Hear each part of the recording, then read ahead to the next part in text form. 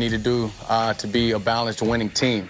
Sure, it'd be great to have those numbers and to break that, or to have that record or whatever it is, but that's not something that I put into my head. As I say, I want to be the best offense in the NFL, and I think the best way we can do that is if I'm not throwing that many yards. And our run game is working. We're playing complementary football, and we're winning a lot of games. And I think if that's the case, then hopefully I'm not playing as many fourth quarters trying to come back and do the 2-minute drills we're doing in those first 5 games. They got me a lot of those numbers.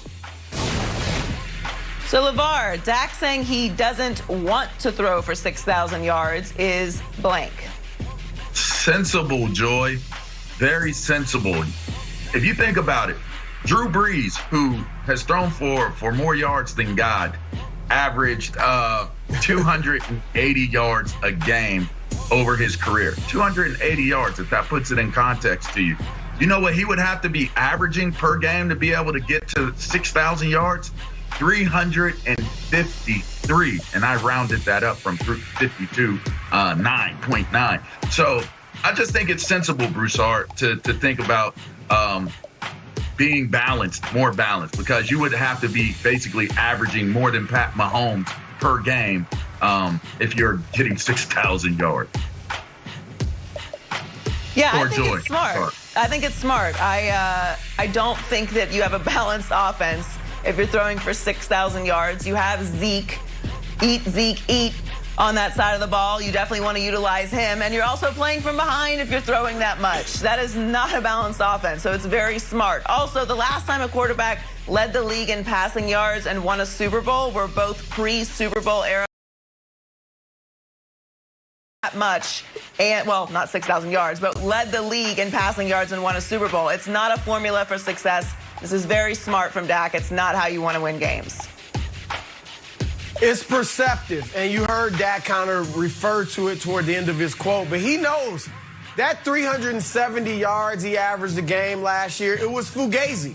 And he knows it. They were down big in the 3 games he threw for all those yards, 472, 502, 450.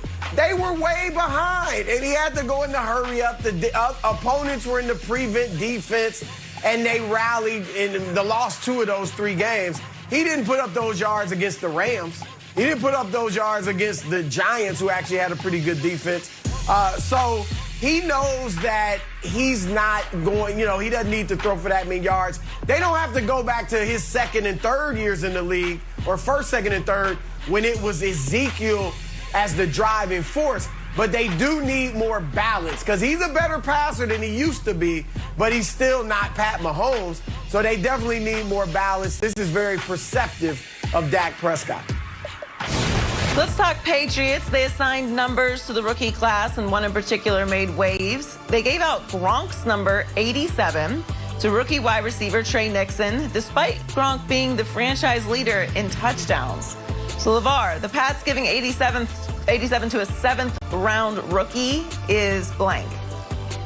Well, they must be your boo. You being the queen of petty, they are the kings of petty. This is petty. Like, what else is there to it? Gronk is one of the greatest tight ends of all time in the history of the game, and he did it in that Patriots uniform. That's almost as petty as, well, them slipping into letting somebody wear number 12. I don't know. Just seems petty to me. I don't know. I think this is normal. Plus, Gronk is still playing. So if Gronk was really retired and it was, starting to become a romantic thing, sure. But Gronk has moved on. He just won a Super Bowl with another team, with the guy that used to be the quarterback here. So maybe it's a little petty, but it didn't read that way to me. This is normal. He's still playing. You've got to move on. They're not going to retire his jersey. I don't necessarily hold the same romanticism towards numbers in football the way that I do in basketball. Maybe that's just me, but I think of the player. I don't think of the number. Now, obviously, we know what the best players' numbers are, but they just don't hold as much weight to me, and he's still playing. If he had been retired and there was some bad blood, maybe, but this just feels normal to me. I think it's hilarious. Hilarious leaning toward petty. There's a little pettiness there for sure. Oh, it's but just look, I'm sure that there will be a day when no one else wears number 87 for the Patriots. All right, that day will come in the future. But considering how gregarious, how jovial, how rebellious Gronk was in New England and just is in general, I think it's just funny that they gave his number to a 7th-round pick. And I'm sure some people in that organization are getting a nice chuckle out of it. Heck, Gronk may be getting a nice chuckle out of it. But I do think Gronk will end up getting the last laugh this year and not the Patriots. But yeah, to me, this is just funny. Super petty, guys. Y'all call it what y'all want. And enjoy. If they gave out 12 because 12 is still playing, that's beyond petty. No, if there was a word for beyond petty, that would be the word for it. I think that would be illogical. That's not even smart. That's pressure. I wouldn't do that. We're back talking some baseball because the Field of Dreams game was quite the spectacle. It was amazing last night. We'll share our favorite moments from the game next. This is First Things First.